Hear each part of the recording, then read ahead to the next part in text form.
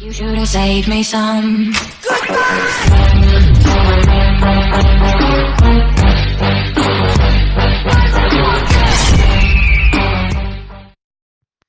Hello and welcome to How to Program Python. As you saw and probably will see again, I'm trying out a few different things in these videos and probably more videos. But anyway, in today's video of control structures, we will be looking at range and for loops. Range. A sequential list of numbers can be created using the range function. The list function has to be called to convert the created range object to a list, because the range function creates a range object and that has to be converted to a list to be used as a list.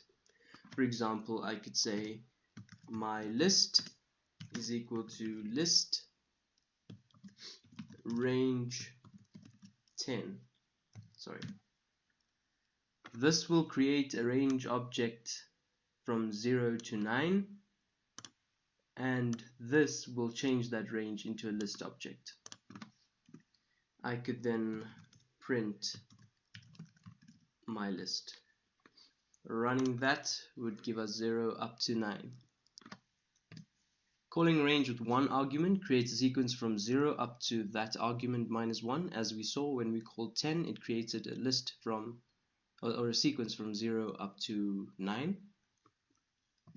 Calling it with two arguments creates a sequence from the first argument to the second argument minus 1. To show this practically, we could say from 2, 10. This would create a sequence from 2 up to 10 minus 1, which is 9. If a third argument is provided, it determines the interval of the sequence. For example, we could say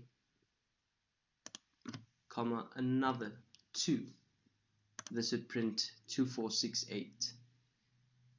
And it finishes there. It can't print 10 because, remember, it only prints up to 10 minus 1, 9. However, with the interval of 2, 8 is the last element. If you were to try printing range 3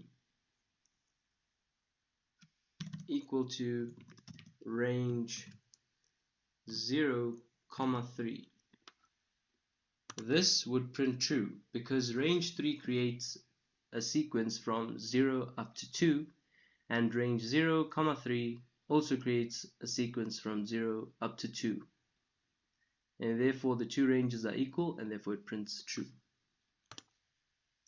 Moving on to for loops.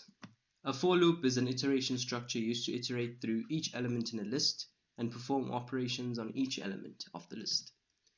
It is used instead of a while loop because while loops need more code. As you can see, I've already typed out a section of code. This basically creates a list called numbers with these elements, and it uses a while loop to print each element on a new line like this, 2561.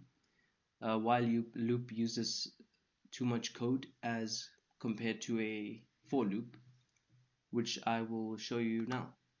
So for loop, I can take out all this code and just say for creates a variable called, for example, element, which will store the value of each element in the list in numbers, which is the list name.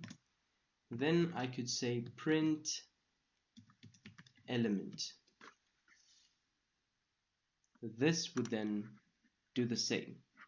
So the syntax is for, then any variable that should store the element, then you have in, and then the list name, and then print element. What this would do is it would iterate through each element in the list and run this section of code on each element. You could add more lines to this section. You could, for example, change each element plus equals 1, and then you could print it, and there you have 3, 6, 7, 2. It increased each element. So this is just, the for loop is a structure similar to the for each loop in other programming languages to run a certain section of code on each element in a list.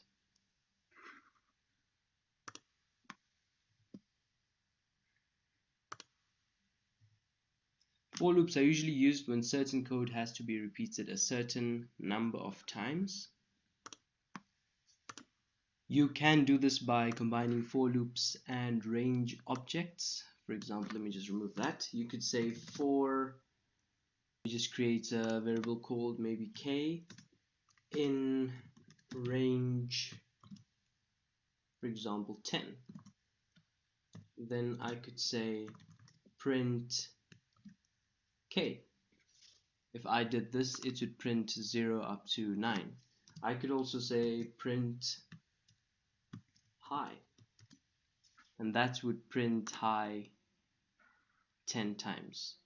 It would be the same as this would be high number 0 up to high number 9. And that's the end of this video. Don't forget to smash the like button. Click the subscribe button on the video to subscribe to my channel if you haven't already done so. And that's it. Thanks for watching. Sayonara.